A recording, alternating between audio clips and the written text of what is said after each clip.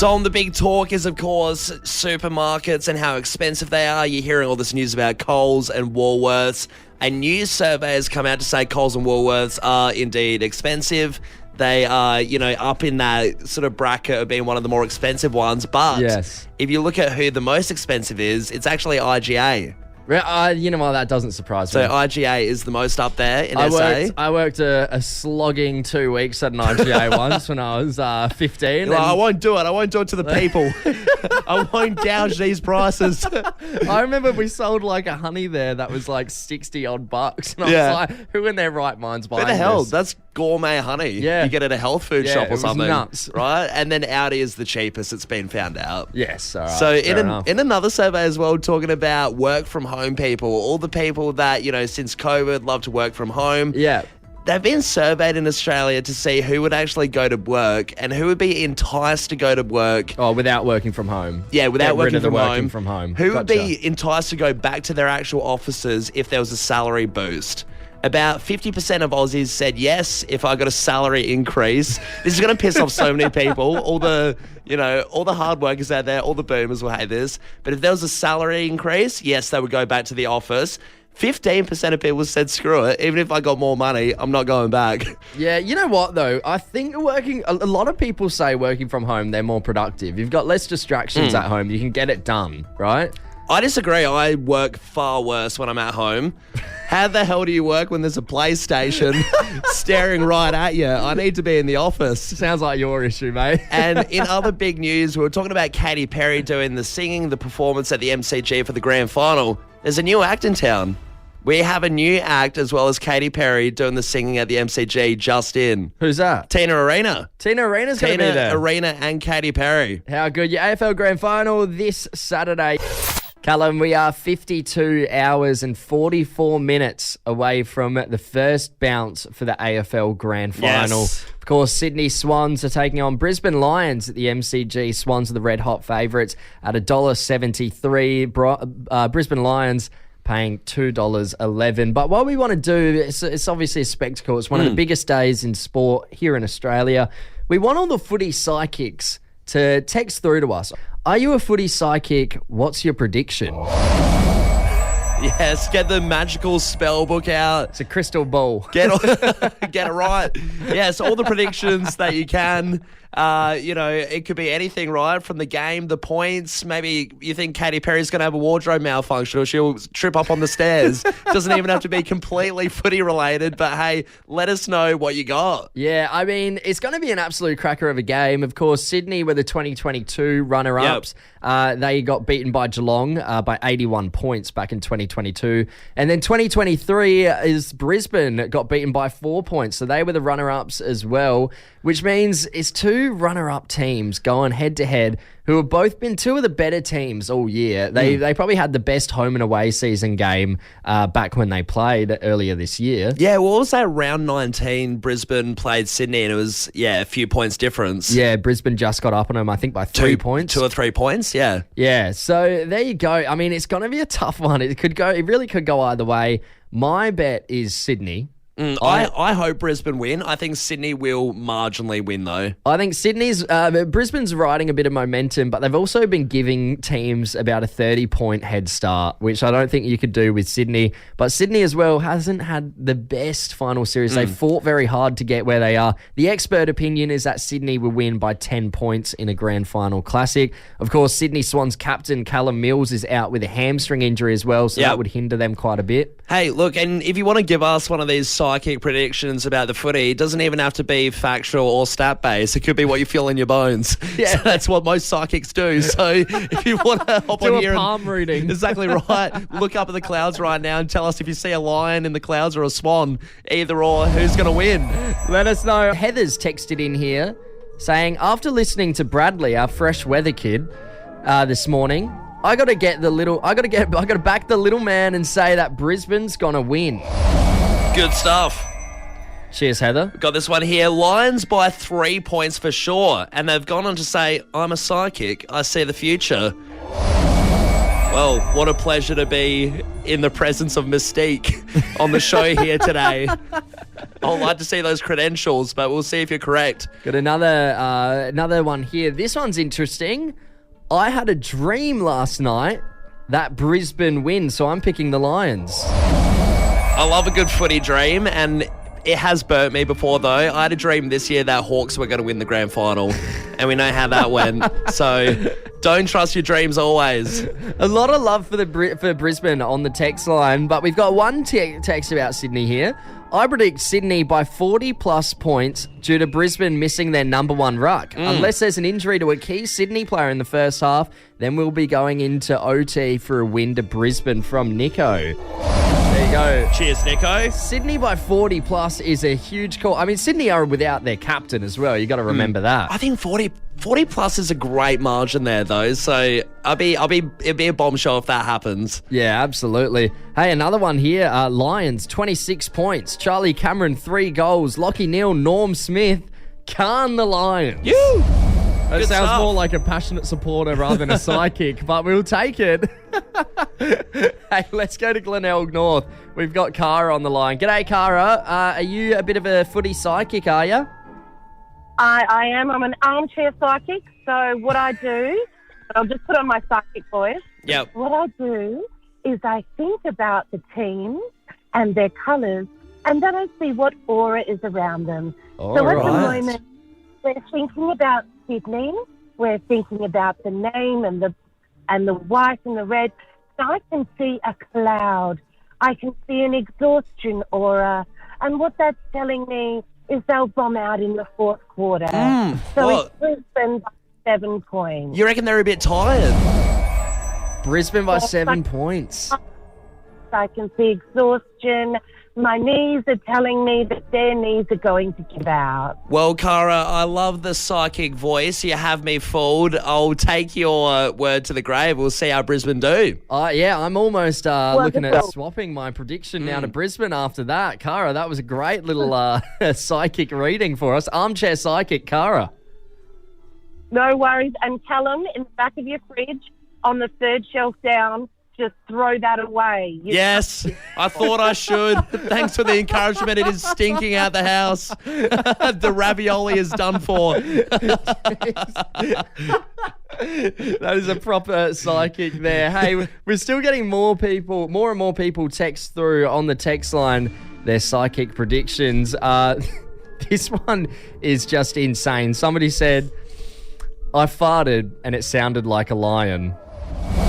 You know what? Brisbane to win. People have their different methods, and, you know, that's a bit of an unorthodox psychic, a bit of a gross one, but hey, if that's what gets you to the prediction, do it. Yes, and we're going to Largs North, our next psychic on the line, Damien. Damien, we're told you can see a score in your mind.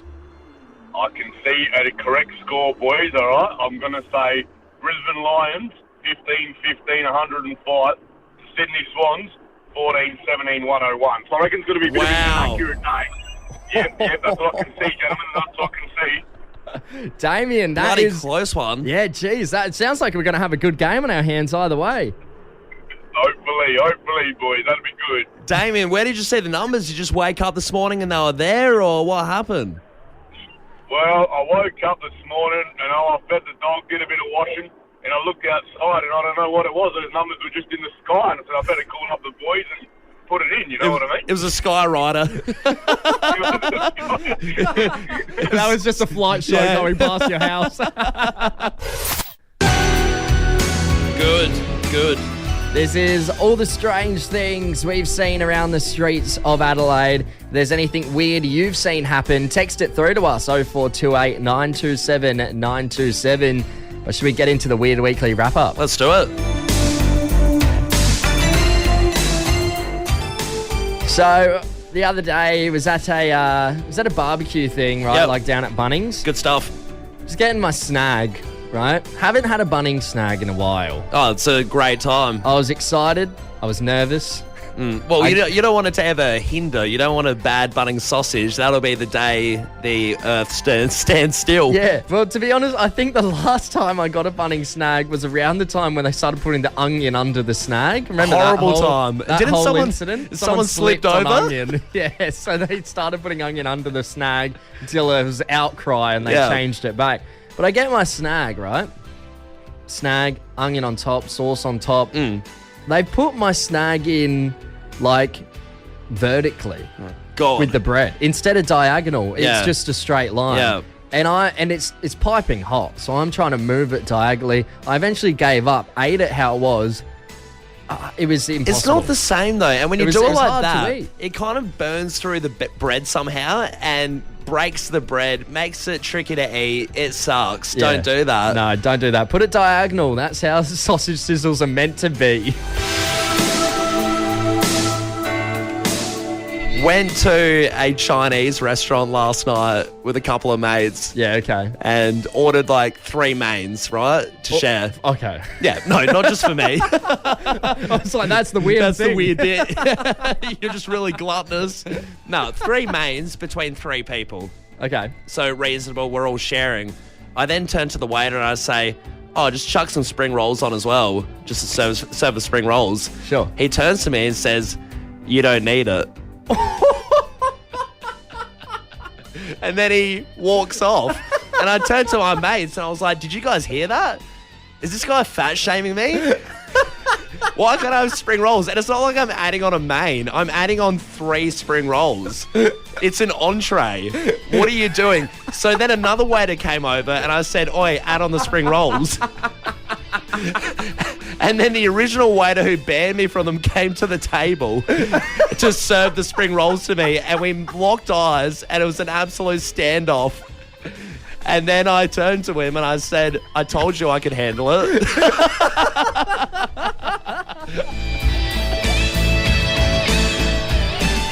There you go, Adelaide. It's your weird weekly wrap-up. Every Thursday at 9:40-ish, we do the weird things we see around Adelaide. As always, if you see anything weird, please text it through to us, 0428 927 927. It can be something so small, but we love to hear all your weird things. I love our weekly wrap-ups this week with just 2 food complaints. Just people mishandling our food. Maybe that waiter was right. Yeah.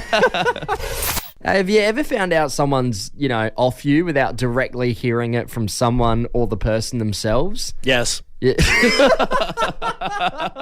It's not good. It's not a good uncommon. feeling. Every day.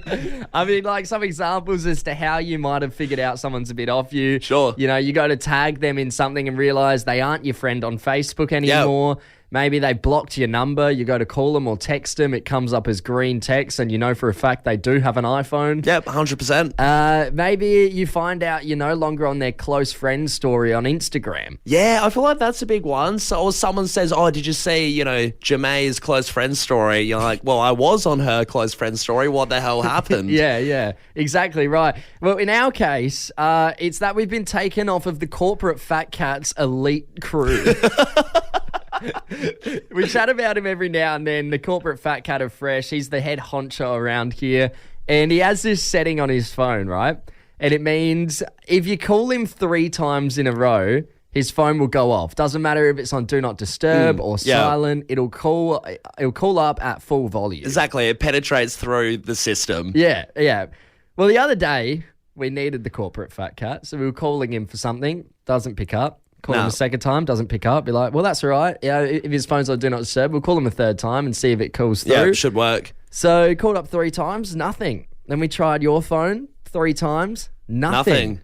We've been taken off the elite list of people. And I think the worst part is I'm pretty sure he can only have something like 6 people on the list. And I know for a fact it was full. So either we've been replaced or he's making room to replace us. I think we've been replaced by someone. I don't know who it is, but we're off. We're off this system. You know what it reminds me of? Back in the day, you hear about people talking about the speed dial system. Yeah. How you'd have speed dial on your phone. And I'm sure it's the same thing that, you're one of the close friends if you're within the keypad range. But as soon as you're off that, you're not in that crew. So this is what's happened to us in the modern era.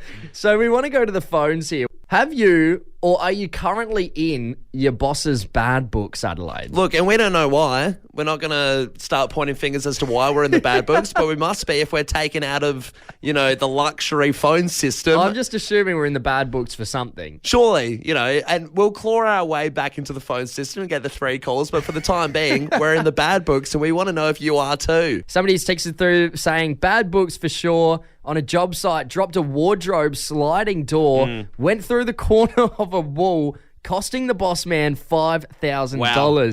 Can say my pays haven't been the same since. Shout out Matty Snapper, the boss man. Yeah, I don't think a shout out is going to help your case.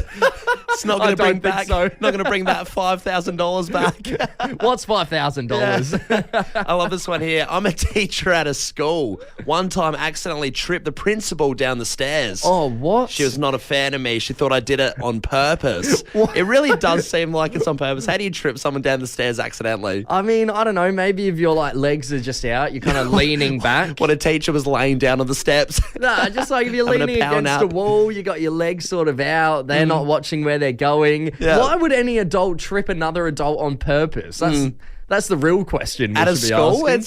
Yeah, at a school of all places, definitely not. She gives him a detention. Got another text here. I'm in the boss's bad books right now for taking a month off over Christmas, lol. Yeah, right. Yeah, that'll do it. Choose your holidays wisely. Busy time of the year. Not the boss, but also the boss. My missus is upset with me for impromptu buying grand final tickets for the footy last weekend. Hey, you got to do what you got to do. Grand final only comes once a year. Yeah, bad books with the boss and in the doghouse simultaneously. Worst combo. Another one here. Bring your dog to work day. Had a bunch of chocolates on my desk and the boss's dog came in and ate some. Jeez. Oh, no. Was sick for a bit. Never been the same at work since, from Alex. Nah, wouldn't be. Yeah. Definitely wouldn't be having bring your dog to work day again. No, absolutely not. You just wouldn't be bringing your dog back to work. Nah. Hey, let's go to Christie's Beach. We got Tina on the line. G'day, Tina. Are you in the boss's bad books right now? Yes, I am, very much so. What happened? So I work at a butcher and I was closing one night and I accidentally left the fridge off in store and we were closed the next 2 days. Wow. Okay, so all the meat went off. Went rancid. Yeah, it all went off. What happens there? How much money is that, do you reckon you're losing? Is that a lot? Yeah, it's a lot. My pay has been cut probably in half. Hey, that's the repercussions, right? Okay. But Tina, you still got the job. You didn't lose the job. Yeah, well, I came pretty close to losing the job, but no, I kept it, luckily. And optimist. When you went in the next day, or did you find out that the meat had gone off that night, or did you rock up to work the next day and everything was spoiled? Yeah, it was closed for 2 days after that, so we rocked up 2 days later. And that's when you found out. And I get a call from my boss while I'm on my way to work, and he's like, want to tell me what happened? So, not great. Tina, did you have one of those moments where you're like, oh, no, I think I left the oven on? Did you have one of those moments like, oh, I think I might have left the fridges open? Or did it just not cross your mind? No, not at all. Nah. It didn't cross my mind. I thought I nailed closing. I was like, cool. Just one minor detail. The salami is no good. The kilos upon kilos of meat. Walks out the door, fist pump, like crushed it. Crushed it today. It turns out people will complain about absolutely anything. Data shows that being pretty can earn you a better salary and receive preferential treatment in certain areas of life. But all these pretty people have come out the woodwork to tell us just how hard it is being beautiful. Right, okay, so beauty comes with a price. These people are down in their luck. What are they possibly complaining about? So this Reddit thread went viral. It's asking the question, what was your horrible experience for being attractive? Yeah. And here are some of the things that people had to say. Somebody said on the Reddit thread, the dark side of pretty privilege is that you are lusted over and not loved. People just wanted to say they have experienced you. Yeah, wouldn't mind that. Sounds awful. Sounds absolutely terrible. Yeah. What's next? Got another one here. This one's a bit. Oh, I can understand this one, right? This one sounds kind of crappy, but it says I've met a shocking amount of men who think if they get my self-esteem low enough, I'll be into them. It's insane. Right. Okay. So it's a bit of a challenge to bring them down. Just treating them mean. Yeah. So that one's a bit rough. But another one. I've experienced others pretending to be friends just to be seen with me. Oh, no, I've got too many friends. Oh, well, you can sort of understand that one if they're fake friends just hanging around with you because you're attractive. Sounds great. You just got a bunch of little minions It's walking just around. all stupid, Hey, I'd love though, a isn't it? coffee. I'll get one, Tom. There's Cool. just like no reason to hop on the internet and complain. Maybe this like have a misdemeanor complaint to your friends, but hopping on the internet to complain about being attractive like this, ridiculous. It's just the most insane thing to be upset about, isn't it? I'm too attractive. It's like real life Zoolander hanging out with that crew. Did you ever think that maybe there's more to life than being really, really, really ridiculously good looking? But then Apparently again, not. he had his perks. Tom, it would be such a weird thing to post something on the internet thinking it's a little deal, and then you get absolutely slaughtered by the masses across the world. And then it goes to a radio station in Adelaide, and you got us talking about it. You know, things can just blow up and get really big. That's typically how the internet works, doesn't it? Yeah. You do something, Scary. it annoys everybody, and then you're the center of hate for like 5 minutes. Yeah, it just snowballs, doesn't it? And that's happened with a bloke over in America. This teacher hopped on a thread on the internet, and it was pretty much called, I was today years old when I found out blank. Right. So pretty much going for those, you know, you might be later in life, you might be a bit older, and you found out something, a fun fact that you probably should have known beforehand, I guess. Yeah, it's usually things that like everybody seems to know but you. Yeah. So this teacher has posted what he found out in his later life, What and was has it? been absolutely damned for it. I'm nervous because I know I'm not going to know it.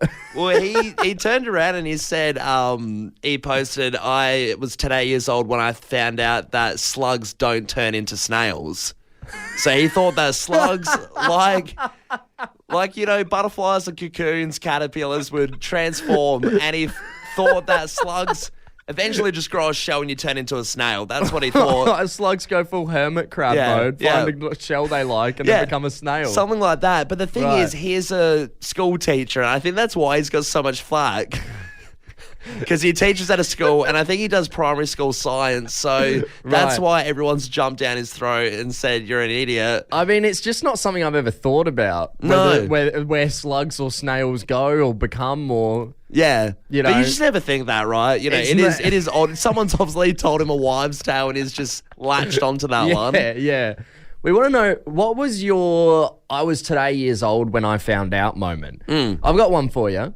I was only today years old. This is true. I only just found this out. When I learned that Bluey from the popular cartoon, Bluey's a girl. Really? Yeah. Bluey's a girl. Bluey is a girl. I said, does Bluey talk? Bluey talks. Right, okay, because I've never watched it. I'm pretty sure Bluey talks. I'm making a lot of assumptions here. We You know got what? Bradley, our weather kid, in here. Bradley. Have you watched Bluey, Bradley? Yes. Does it talk? Does Bluey talk? Yes. Okay. Did you know that Bluey was a girl? Yes. Right, Right, okay. okay, I so had that's- no idea. That's common knowledge, I guess, if you watch the show. But I've never seen it. I got this one here. I was today years old when I found out that Chuck E. Cheese's full name is Charles Entertainment Cheese. Charles Entertainment Charles Cheese. Entertainment Cheese. It must be, apparently it's on some TV ad or something like that back in the day, and that's his full name. Charles Entertainment Cheese just loses all credibility for me. Chuck E. Cheese sounds like a real person. Charles Entertainment Cheese sounds like some cruddy person. Washed up Hollywood actor. Yeah. You hire him to marry you in Vegas or Yeah, something. yeah. Doing shotgun weddings. We're going to the text line here. This one, a lot of them actually, I am also today years old when I found out. Yep. Car seats have expiration dates. Yeah, well, there you go. Had no idea about that. Should be checking them when I'm going home. That's a good one. I feel like a lot of people wouldn't know that. No. Unless they do. Well, this is the whole point of what we're doing. Maybe it's just us that don't know it. This one here. I was today years old when I found out Australia is wider than the moon. Australia's wider than the moon. There you go. Bit of a sciencey one. All right. I was today years old when I found out PS, like you put at the end of a message, stands for postscript and not psst, like you're whispering them something.